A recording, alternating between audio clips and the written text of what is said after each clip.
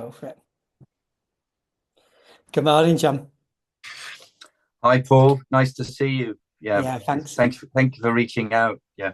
Now, for anyone watching who doesn't know who John is, he's known as John Tracy. He was one of the original Hacienda DJs, and I can see the book behind you. Yes. So yeah, like you were just saying before we started recording it, you think about them days every day. Yeah, I mean, it's 40 years ago. I was part of the Hacienda story and was very pleased to be part of the Hacienda family. Spent a lot of time there, and it's been very interesting after I've left to see how the Hacienda has grown and become such a great brand. And I know that I feel in my heart I was very much part of that. But it's interesting, it's nice to see the Hacienda book there. And Becky reached out to me and included some images from my days at the Hacienda, so that's nice. But it's really nice to talk with you, Paul, today and share some of my memories of the Hacienda. And special thanks to Anif Akinola, who introduced us at and I met up with Anif recently. He's a good friend, colleague of Hewan Clarke. Yeah. And Hewan Clarke and I shared the DJ box at the Hacienda for several months in the early 80s and remained friends, and we DJed together over the years. So very nice to see Hewan getting a billing too these days as well, which is great. So I don't know, I mean, I think my involvement in the Hacienda, I've been talking to you, Paul, really started in Sheffield, where I was a student, went up to Sheffield to study architecture, but I was very interested in music, a bit of a nerd, like a lot of DJs. I collected records, and before that, I was very much a nerd, collected butterflies and train spotted. So, Yeah. but music and fashion were of interest to me, and I collected records. I worked in a shoe shop on Saturdays or spent all my money on records. A lot of them were disco 12s, so I bought mail order. So I had a collection of disco 12s, and some of those 12s from those early years, late 70s, I still played, all the way through my career. So I thought that was interesting. But I was also growing up in the late 70s, and punk rock and alternative music was part of my life too. And we saw lots of bands. And Sheffield was a great scene. That's one of the reasons I chose Sheffield as a university town, is because they had lots of really good bands on all the time. So we could see bands all the time in Sheffield. I didn't really socialize much with students. I liked to hang out in the town and saw lots of bands, and ended up making a life for myself within the Sheffield community. I saw so many bands in my first year and went out so much that after my first year at university, I wasn't able to continue for the second year. So I started promoting local bands at a pub in Sheffield. I had my own DJ equipment that I bought in the summer before I attended uni. I worked in a factory, just long hours, just to get some money together. And one of the guys on the floor there was a DJ in the disco era, and he told me that I'm getting married, and his disco kit was for sale. So I bought that, and I lugged it up to Sheffield. And anyway, I hired this room above a pub in Sheffield, and I started putting on once a week local bands. Yeah. And I would DJ, and that was the start of it, really.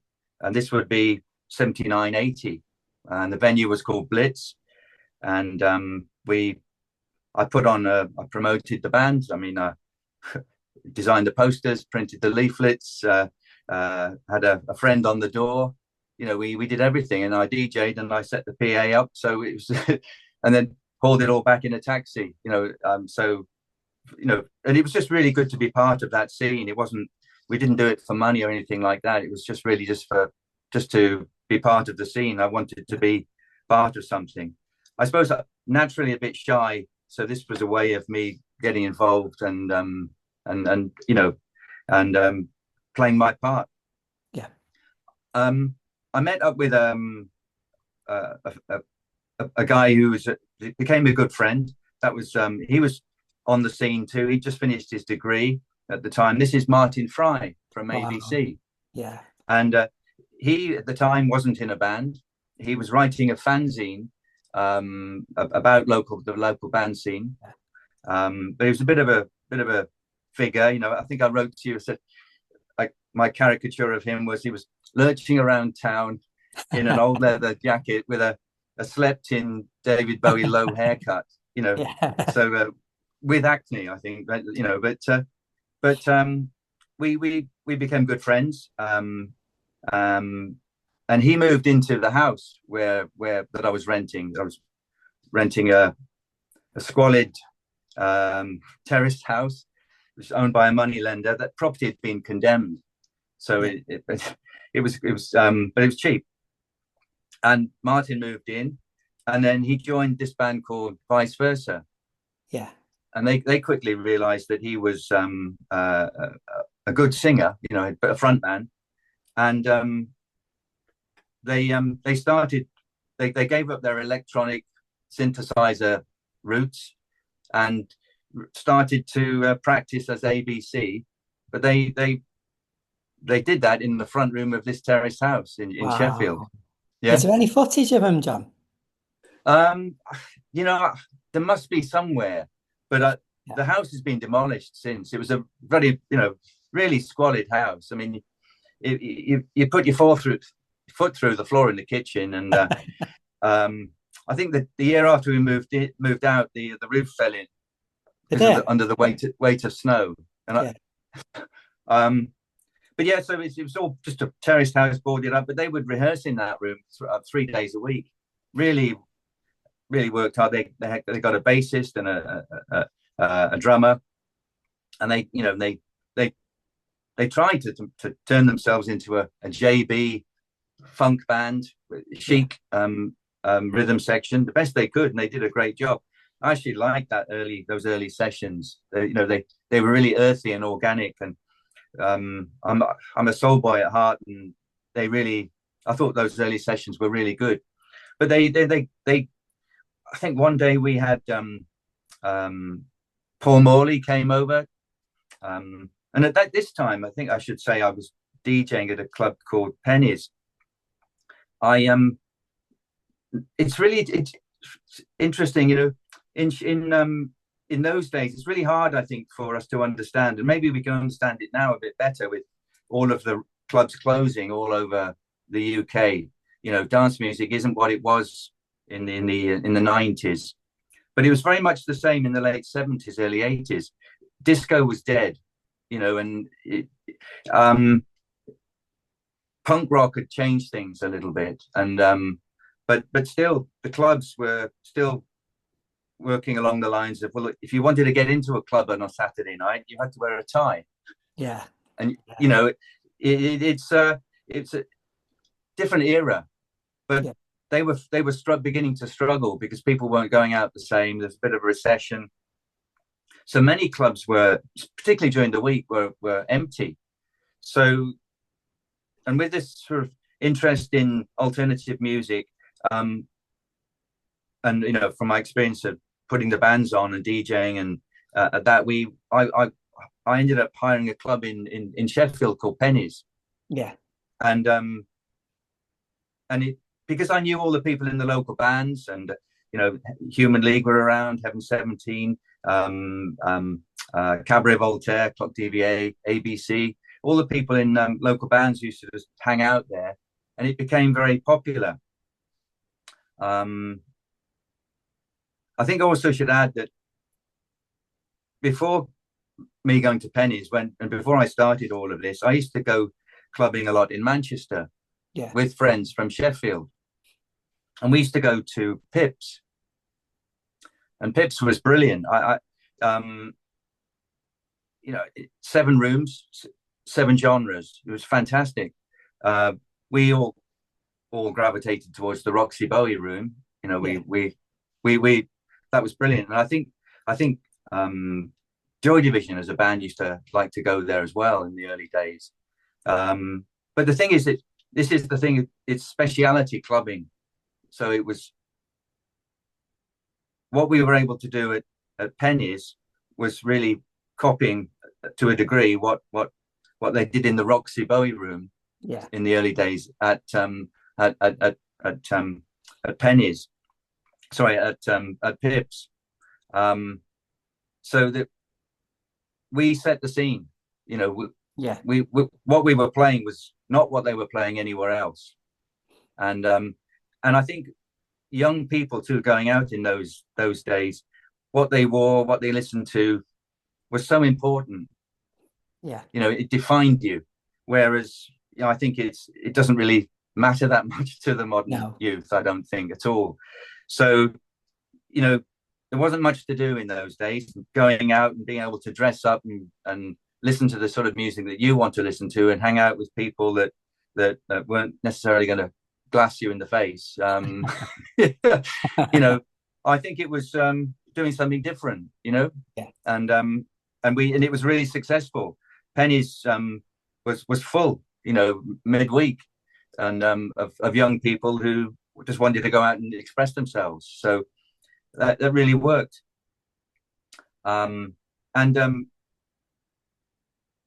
It worked so well that we started on. Well, I'll tell the story a different way. Paul Morley came up one. He was doing an article for The Face, and he also wanted to interview ABC. So I think this is really part of it, that at Pennies we were playing a lot. Of course, we were playing everything, that all the Roxy Bowie music, but we were also playing a lot of dance music. We were playing a lot of James Brown, playing a lot of disco classics, and rare groove, if you like. So it and jazz funk. So it was a mixture of beautiful people and people that like to dance. And I think that's the roots of the Hacienda in a way, because the Hacienda was an alternative club to begin with. It always was. It was an alternative rock venue. But of course, you know, there was a great interest in dance music as well, and also an eye on the New York scene, where, you know, like Studio 54, where they were playing great music and people did go out to be seen. So, but ABC, they used to obviously come down because they were all mates, you know, and come down and hang out at the club. I started a Monday there at Pennies called Heatwave, where we only played dance music. You know, we basically forgot about the alternative completely and just played dance music. And ABC did one of their first early gigs at that venue at that night. And Paul Morley came up, and you know, he wrote an article in The Face and talked about what we were doing and what people were dancing to. And then I think, you know, in our terraced house, I think the buzz was out with ABC, because this was a time hard to remember, because, you know, Funkapolitan, ABC, Spandau Ballet started to play a little bit of dance music as well at the time. It was a certain ratio as well were there. It was definitely a movement back to dance, you know. And I remember one day we had the worldwide head of CBS pull up in a stretch limo. Wow! Outside of our Barber Crescent house. He was trying to sign ABC, but so they got a good deal in the end, and they did well, you know. And they for me, you know, look, they were very successful, wonderful first album, Lexicon of Love. But for me, when they got they worked with Trevor Horn, I think the producer, and he polished the band very well. But I must admit, I like the earlier sessions where it was just rhythm section and earthier sound. Yeah. But you know, but they did really well. But it's all built on dance music, really. So but so how did I? That's really Sheffield for me. You know, I started DJing. I dropped out of college and started doing nights. Mike Pickering was a school friend of Martin Fry. Yeah.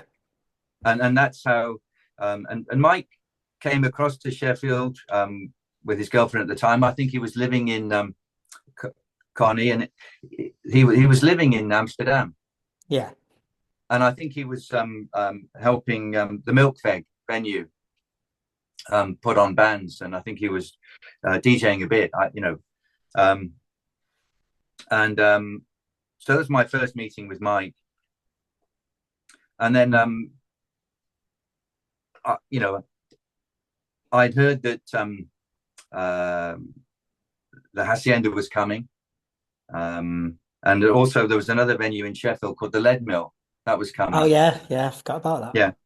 Yeah. And so I had got back into college and I was just retaking my exams, and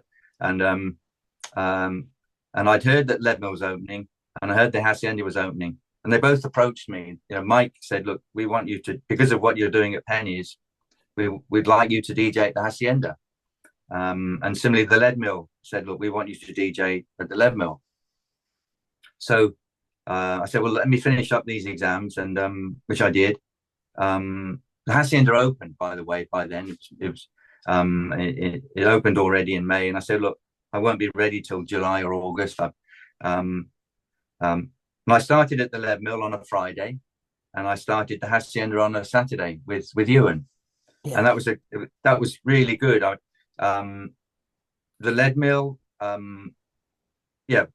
quickly took off as a Friday night. No bands on. It was just I think, you know, just me, and we were playing. Vast majority of what we're playing was dance music.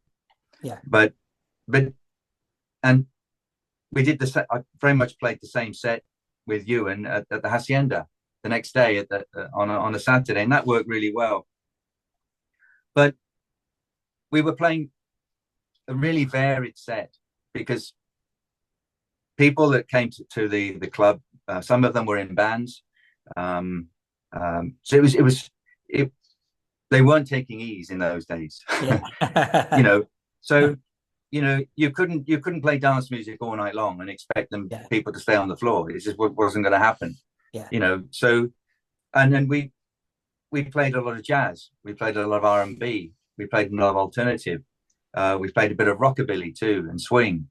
So it was R&B based. But I think rockabilly on a Saturday night. We did. Yeah. Wow. And We did. I always just thought it'd be jazz and electro, and I never realized that they played. I thought the indie was just in the week. No, you see, so I mean, at the time, you know, with post Pennies and post Pips, there were things like the bands like Blue Rondo a la Turk, who were out of London. They were really a style band, but they wore a lot of 50s clothing. So there were people dressed up with 50s clothes. The jazz defectors too dressed up in old suits as well. Yeah. So there was this sort of interest in old style music to a degree. Yeah. So a mixture of jazz, and you could always throw a bit of rockabilly in there too. So it was very varied. We played jazz, you know, we played, and we play alternative sounds, but alternative sounds that were dance orientated, you know. And I think I knew what worked at the Lead Mill. I knew the crowd, and I knew that if it worked at the Lead Mill on a Friday, it was going to work at the Hacienda on a Saturday, you know. And so it worked really well. But a really rich mix. But we're trying to really push the dance all the time. And Manchester was always, we're very fortunate in Manchester those days, because the jazz funk scene was there, and the import record shops like Spinning. Yeah. Just brilliant to go there twice a week and listen to all the new releases coming from the States, because that's where it was, you know, and it was a time also where the music coming out of the States was every sort of 6 months there was something slightly new. And of course, this was Electro was really big at the time. It's all about 110 beats per minute Electro, and then you've also got, you know, the Arthur Baker productions and all of that. So that was and that sounded really good in the Hacienda. All of the Electro tunes, and then Electro Soul, you know, like Shannon, Let the Music Play, for example. You know, all of these tunes, you know, became sort of Hacienda standards, and that began to set the tone, and it was sounded New York in a way, and you know, and the sound of Chicago later. But Hacienda was interesting, you know, when I first arrived there on a Saturday. Hacienda Saturdays was always, they didn't put bands on a Saturday typically. They put bands on during the week and bands on Friday. And Saturday was, you know, the night that people would go out, you know, and hang out. What to say about Hacienda? So Mike was involved with it. I think, you know, Rob Gretton and Tony Wilson were very much involved. And Ben Kelly designed absolutely aesthetically fantastic. You know, it really was something different, and it you know, it blew your mind. It was really very, very good. But functionally, you know, it didn't work very well. But we, you know, but Factory Records was a mysterious organization, really slick, you know, on the outside. But you know, underneath they were just trying something, and they didn't get it all right, but it didn't matter. But ultimately, it was, you know, hugely successful. I mean, I think early on, I mean, let's talk about the DJ booth, for example. It was underground. You know, I mean, I forget that. People, when did it move upstairs? When did it move? Well, so that's interesting. Look, it was underground, and we also couldn't hear what was going on outside, believe it or not. It had bulletproof glass. So you couldn't hear what was going on? No, you couldn't hear, and you couldn't see. So there was a window, but that was at stage level, so all you could see is people's boots. So you couldn't hear people dancing to your music? No. So I don't know what they were thinking, to be honest. But anyway, so we were in that booth. The lights were on. It was all painted black.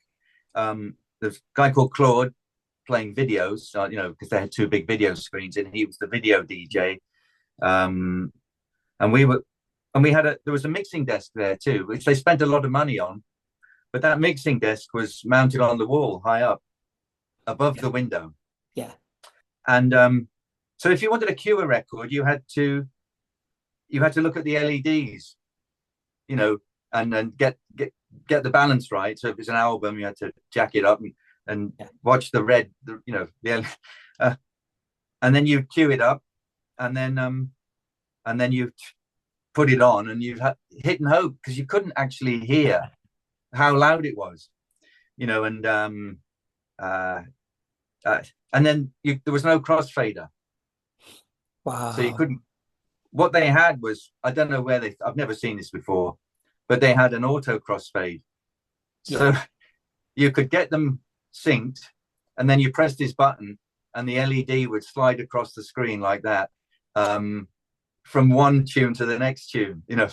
And so that really didn't work very well. And you had to be really careful with the levels, you know, and sometimes you'd overcook it, and someone would have to say, oh, the bass is blown, or, you know, the bass, because they didn't have enough power in those days either in the system. Yeah.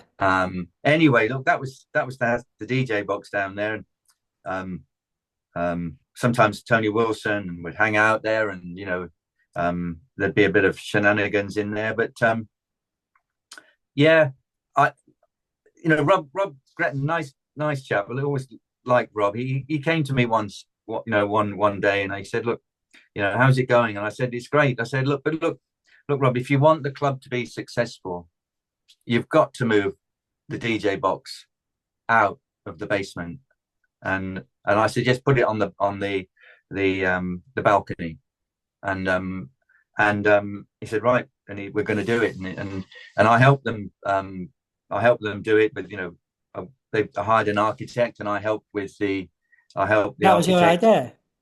Yes, Yeah. Wow.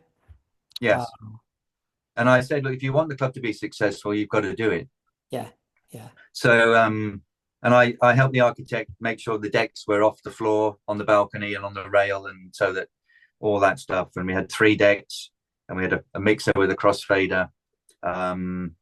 So that all, and then I think that really helped a lot. Yeah, I'm going to think what else happened about that time. Yeah, I think little things. The thing about the Hacienda is they expected it to be like a social space during the week, Yeah. and out of club hours. I think the club, the bar downstairs worked very well. The Gay Traitor, that was great.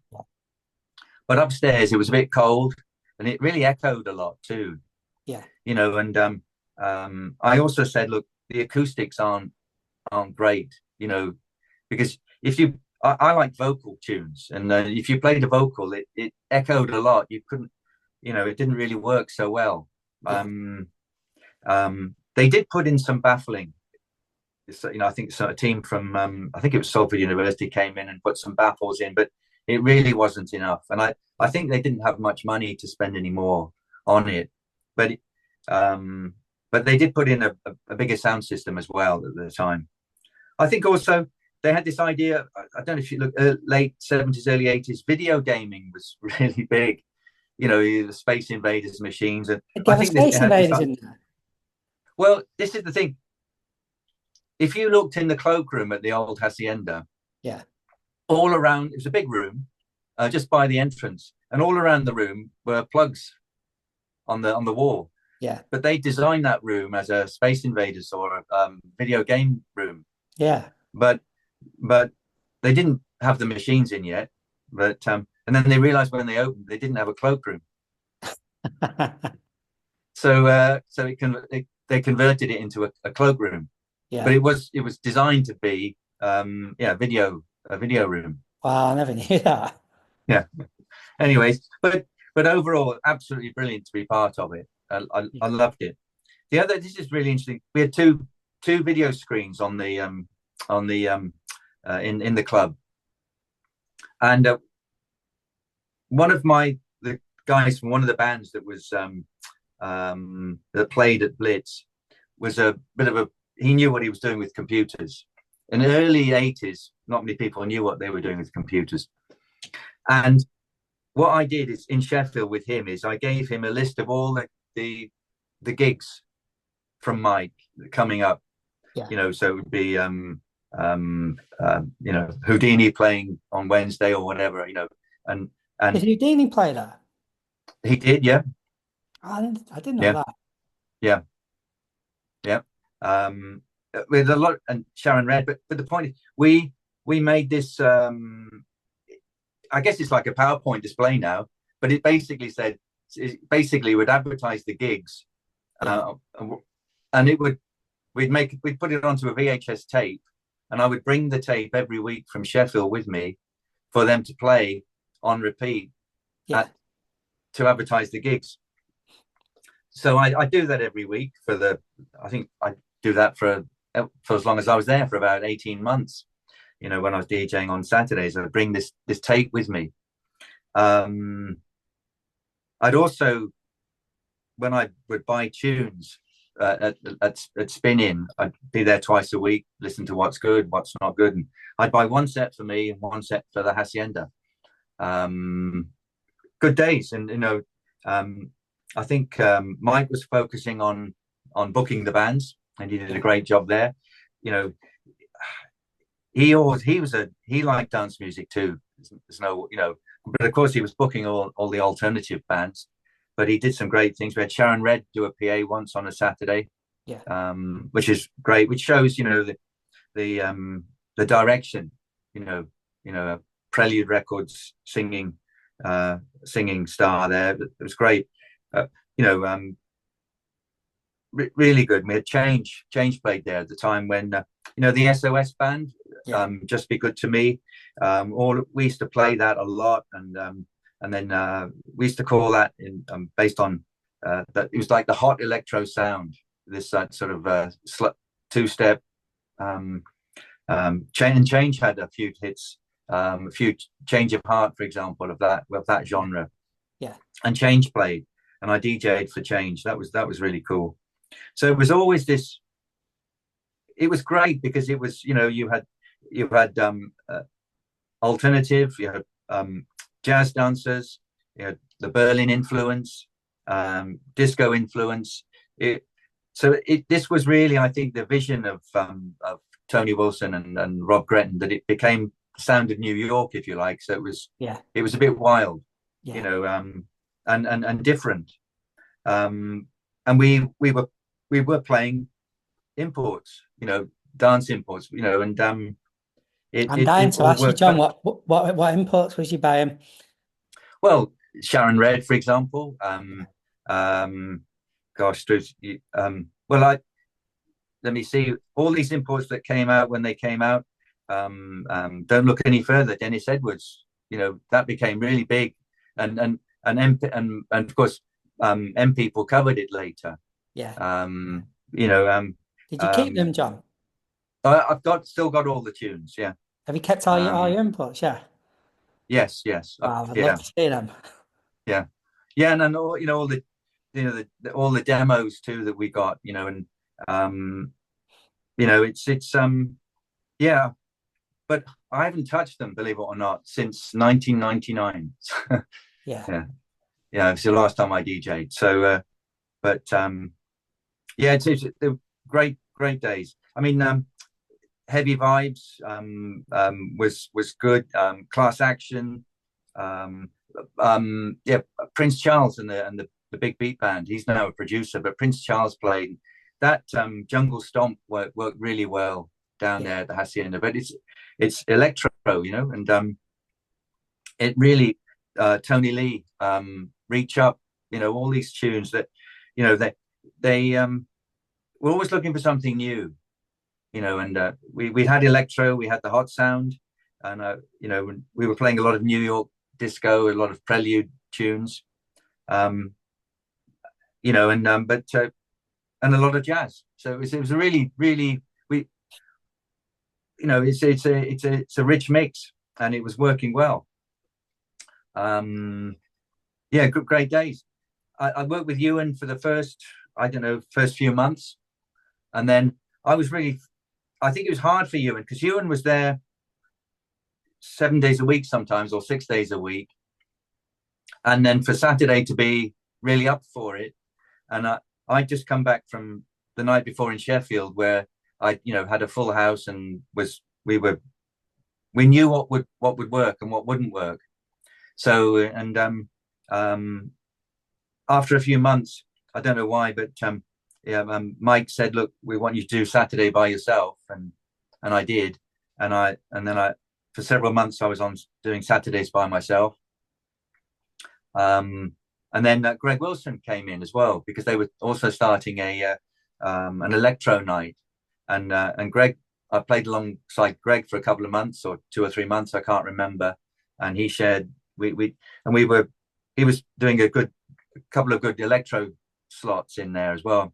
Yeah. And this was the time when Arthur Baker remixed Confusion for New Order as well. Yeah. And so it all worked. And then Greg left, and I carried on doing the Saturday probably for the next year, or something like that. The same routine, but a lot of that time I was living in Sheffield. Yeah, I didn't have a car, I didn't drive. And Hacienda, I shouldn't talk about money much, but yeah, they paid me 50 quid a night, you know, not a great deal. And a lot of that went on tunes too. So, Yeah. so, you know,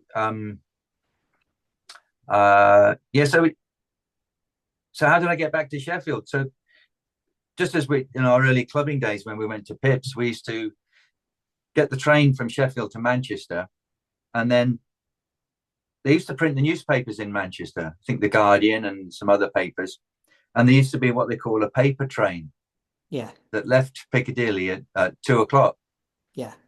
and that went east. So at 10 to 2 on a Saturday night, I had to leave, get a taxi Yeah. to Piccadilly, and did that for sometimes I missed it, and then that was sleep at the station, but with 2 boxes of records, but not fun in the winter. And Yeah. then and then and then I often stayed at Mike's as well, so I'd get bunk on the sofa at Mike's house. Yeah. So I remember once, I don't know what happened, but yeah, I missed the taxi or whatever, I can't remember, but I ended up walking from the Hacienda with 2 boxes of records midwinter to Mike's house in Chorlton, Yeah. walking through Moss Side and Whalley Range. So it's, you know, yeah, it was all part of the. I was happy to be part of it. Yeah. We this is also quite strange, is that on a Tuesday I was also DJing at an alternative night, and it Yeah. wasn't this wasn't really because I was, this was where my heart was. It was really why I was thinking, well, look, a lot of the people that come to the Hacienda have their roots in alternative music, and they expect us, there to be alternative music at the Hacienda. But so we decided to promote this alternative night on a Tuesday, and I was doing it for the Hacienda. I wasn't really, and it's also keeps your foot in the camp, and also because there are the odd tune that come out of the alternative scene that did become big tunes at the Hacienda. I remember the funny thing with Rob once, that he was like saying, also, can we use your company to promote it? The alternative night. And he said, and at the time, I think people were pointing fingers at where's New Order come from? Isn't that fascist or something? But of course, it wasn't at all. And so there was real worry that there was some bad press associated with that. So Mike said, "What's your company called?" And I said, "It's New Kunst Group," which is New Art Group in German. So, so he said, "Fuck that."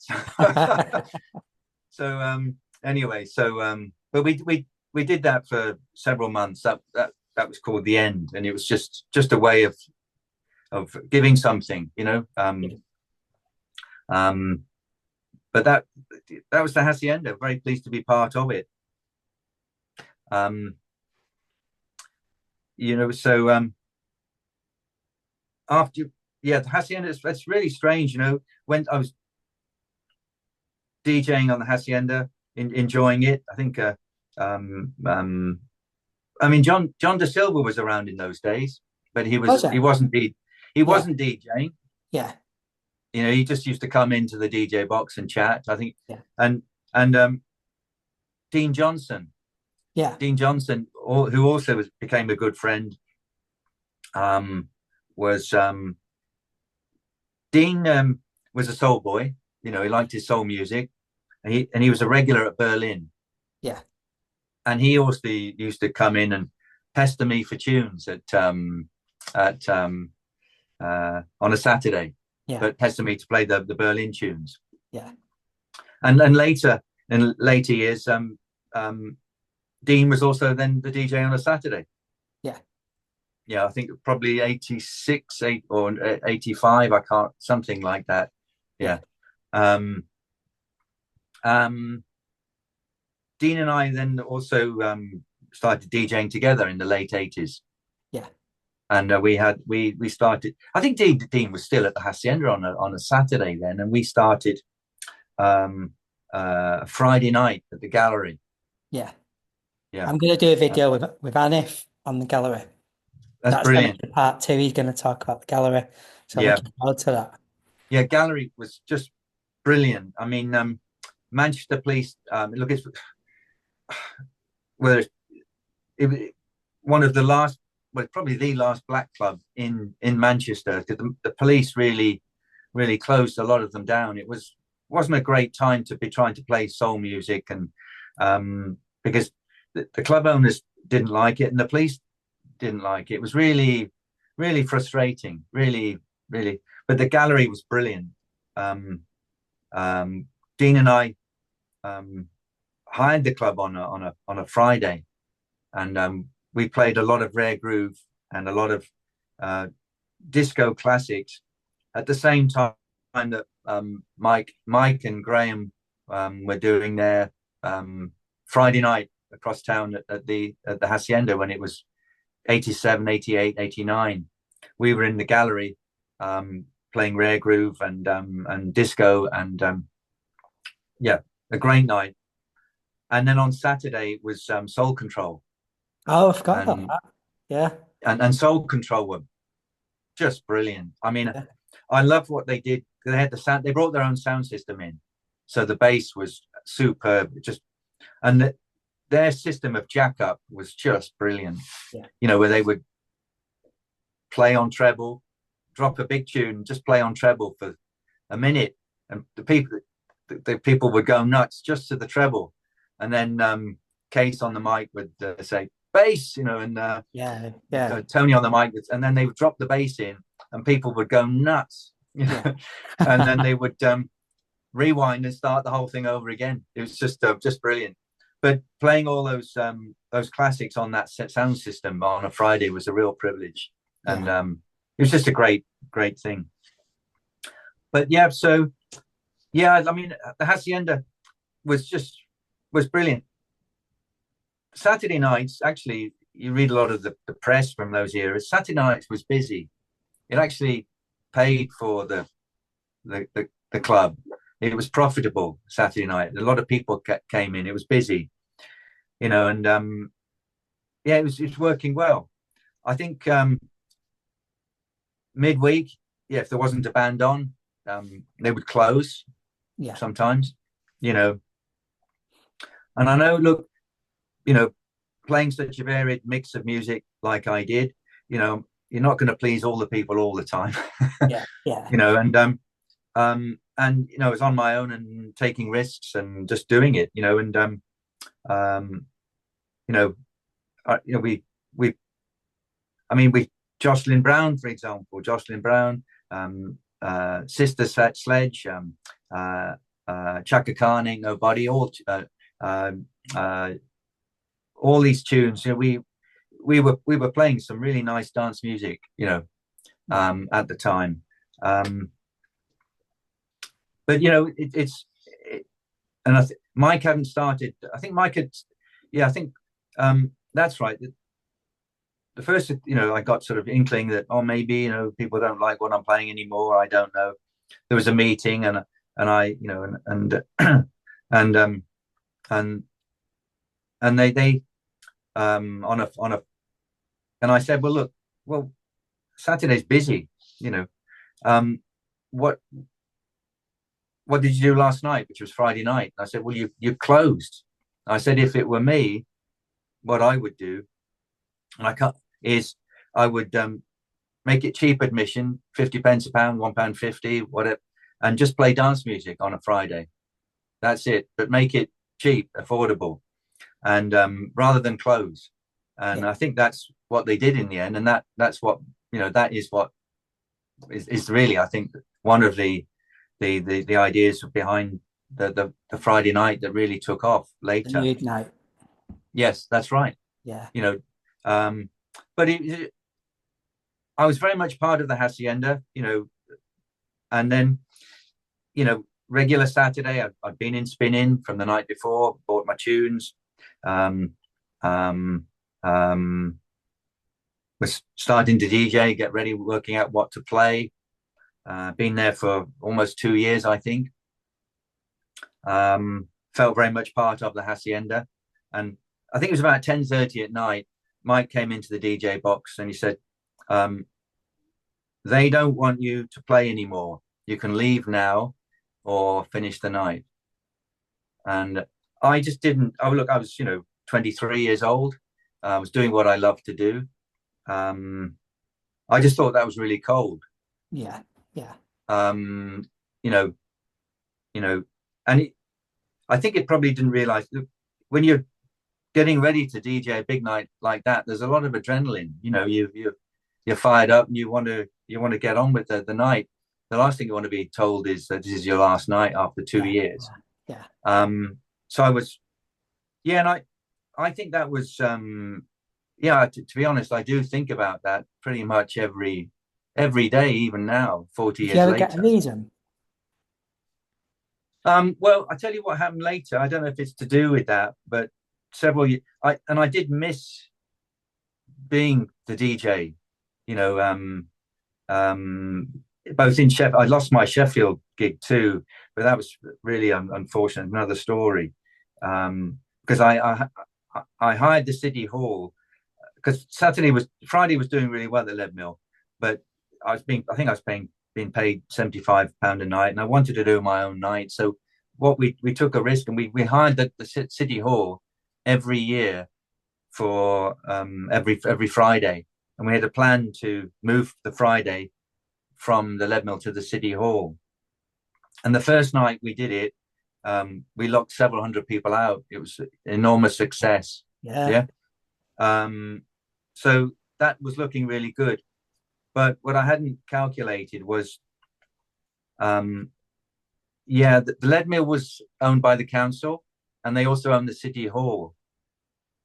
And the people at the Lead Mill were worried that if they lost their Friday with me, that they would lose money.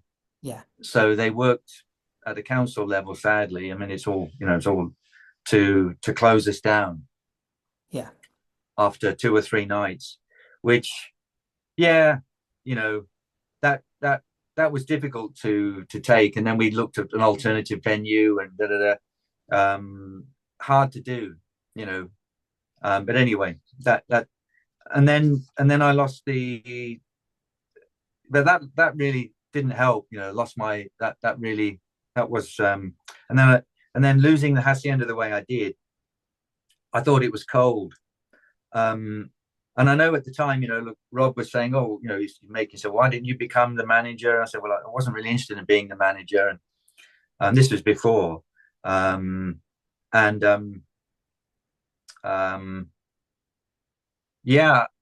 just the way that they got rid of me on the night, I was a bit upset by, to be honest. Yeah. And I think hearing from Rob later, so it was never our intention to get rid of you. We wanted to keep you for the big nights, for New Year's Eve and Christmas Eve and party nights and other nights, but it didn't happen for whatever reason. And I don't think I know Rob. I went to the Hacienda the next Saturday, just to when Hewan took over from me, which is fine. And I blanked Tony Wilson, when he came to see me, but because I was just pissed off, to be honest. Yeah. And it was a bit upsetting too, having given so much of my time and my, to the Hacienda. If I wanted to go there again on a Saturday, I had to pay to get in. Yeah. And I thought, well, look, money was tight, and I don't know. I just felt locked out, but I felt very much part of it, and I felt very much part of the Hacienda story. And it's also really, no one was really doing what we were doing. That is, playing dance music to essentially what was an alternative crowd to begin with. Yeah. And because how do you get from Joy Division to New Order and to Sound of Chicago? And it's amazing. So it's what we were doing. It's very much part of it. But Anyway, it is what it is. Um, but always sad to be left out of the story in a way. And I'm Well, not really, you know, yeah, yeah. I always try and keep it under an hour. So but I just want to say that you're a big part of the story. And I know as I'm doing these videos, your name keeps coming up. Mhm. It's good that Becky's put you in the book. Yes, it's really nice of her. Uh, She was really good to reach out. Yeah, yeah. Yeah, a few people have said that you need to speak to John. So you are very much, you have a lot of credibility. You're a legend in my eyes. I was really excited about doing this. You Mm. actually made me Christmas because I'd never seen an ABC film. So I've had that Ah, filming going around my head yeah. all the last few days. I always try and end, I could chat to you for hours now, John, but people will only watch under an hour on No, YouTube. that's cool. That's really cool. Yeah. I always try and end with, and this is going to be an impossible question, but can you think of a track that reminds you of Hacienda? Yeah, maybe I'll just say for me, um, um, Crotona Park by Dave Valentin. I'm going to have to look that up. Yeah, Yeah, yeah. Thank you so much. I'm just going to stop recording now, John. brilliant. Thanks, Paul. That's really good.